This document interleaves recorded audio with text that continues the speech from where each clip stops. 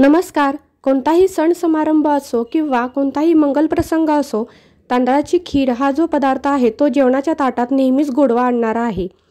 या व्हिडिओमध्ये आपण तांदळाची खीर घट्टसर आणि रबडीसारखी कशी बनवायची ते पाहणार आहोत.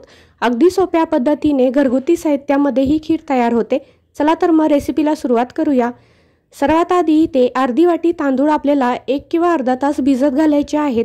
तांदूळ स्वच्छ निवडून ते धुवून घ्यायचे आहेत आणि नंतर भिजवत ठेवायचे आहेत. इथे मी इंद्रायणी तांदूळ घेतलेले आहेत. इंद्रायणी तांदळाची खीर खूप छान होते, त्यासाठी शक्यतो इंद्रायणी तांदूळ घ्या. त्यानंतर हे जे तांदूळ आहेत ते स्वच्छ धुवून नंतर मिक्सरच्या भांड्यामध्ये बारीक वाटून घ्यायचे आहेत.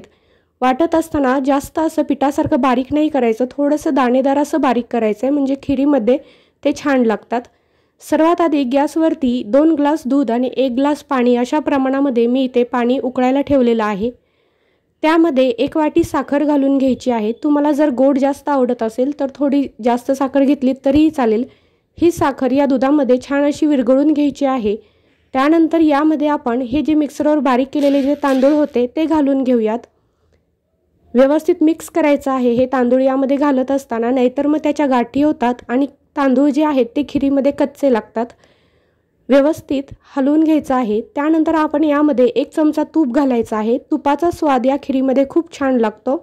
त्यानंतर चवीपुरते वेलची पावडर घालून घ्यायची आहे, म्हणजे खीर चवीला अप्रतिम होते. सर्व काही व्यवस्थित मिक्स करून घ्यायचं आहे. त्यानंतर आपण यामध्ये घालायचं आहे खोबरं, किसून घेतलेलं खोबरं. मी इथं ओलं नारळ वापरलेलं आहे.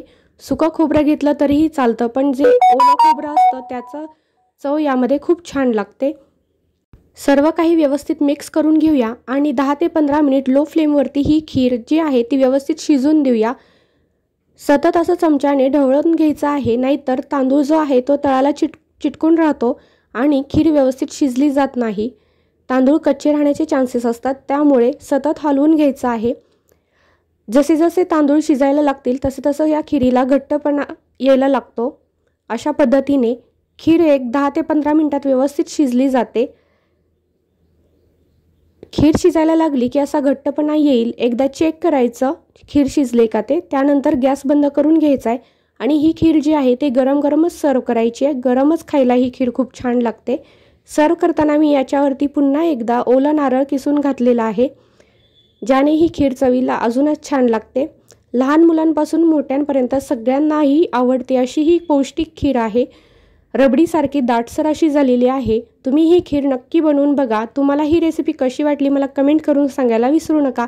रेसिपी जर आवडली असेल तर व्हिडिओला एक लाईक आणि शेअर नक्की करा. चॅनेलवर जर तुम्ही अजून नवीन असाल तर सबस्क्राईब नक्की करा. व्हिडिओ पाहिल्याबद्दल धन्यवाद.